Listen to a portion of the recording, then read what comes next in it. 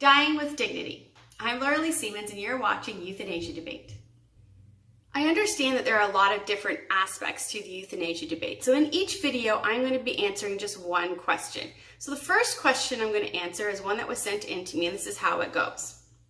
Isn't it better for someone to die with dignity? We don't allow animals to suffer when they are sick, so why do we allow people we love to suffer?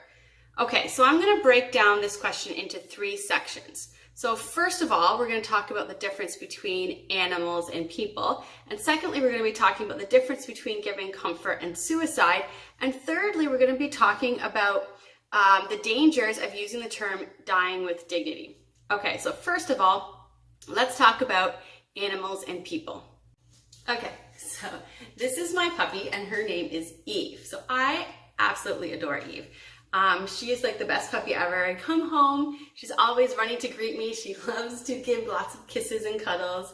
And I also have 4 kids. I love Eve a lot and I love my kids a lot. Sometimes my kids will ask me, oh, who's your favorite kid? And I'll joke and I'll say that it's Eve. Eve's my favorite. But they know that obviously that's not true, because as much as I love my dog, the love that I have for my kids doesn't even compare to the love that I have for my dog. I actually have 2 dogs, so the other one is running around. You can probably hear him.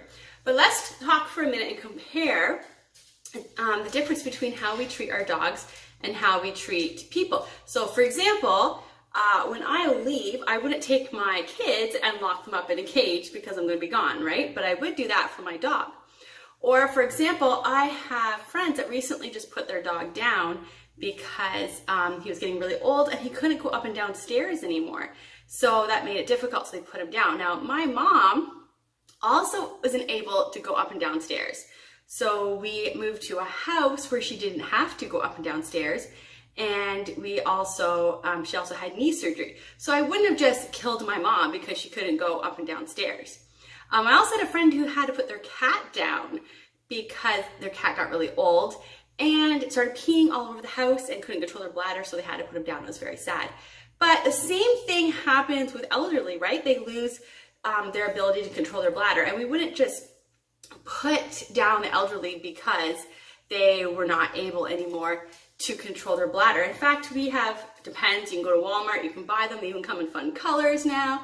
So obviously as society, we see the value in dogs, as much as we love them, is different than the value that we have of people. If you look at racehorses, if you have a horse that's a racehorse and it breaks its leg and it's not able to run anymore, then the horse will be put down. And if you have an athlete who hurts themselves and they're no longer able to compete or run, we don't just kill the athlete. So we could see that society does value human life more than animal life, and that's really important.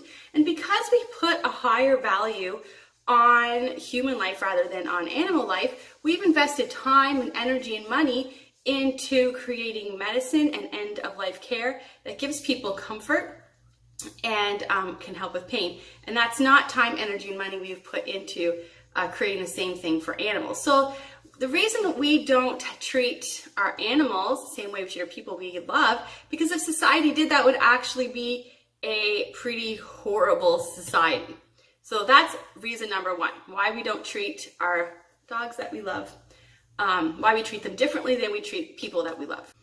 Okay, the second thing I want to talk about is the difference between suicide and giving comfort and care. So I'm not coming at this question without a lack of empathy or without some personal experience. So my grandfather died after a long bout of diabetes and also with Parkinson's.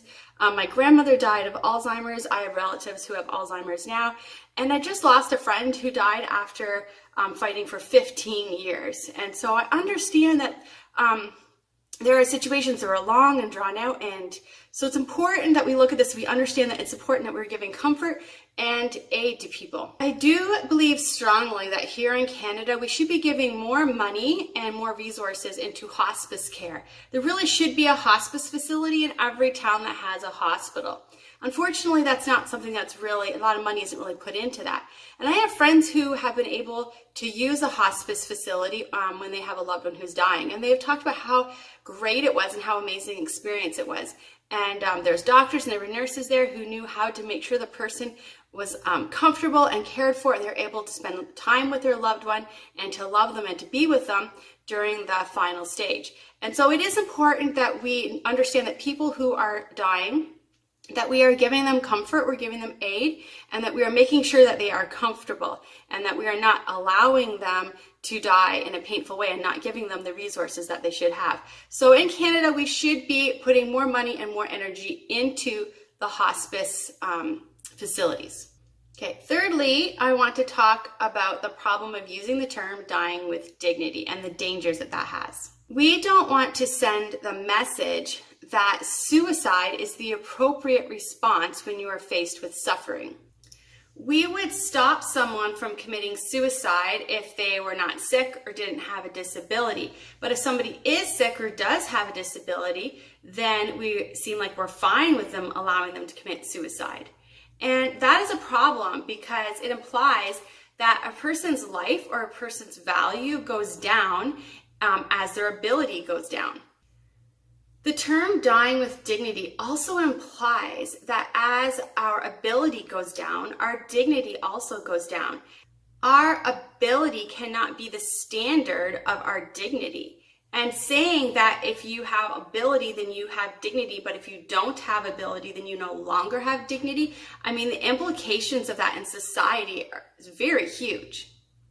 Joey Feek was diagnosed with cancer, and she had a husband and a baby that she loved, and she fought, and eventually it came to the point where she realized that she was going to die, that there was no cure for her cancer. But she continued to love her husband, she continued to love her child, she began preparing her child for life without her, and she also continued to impact the world.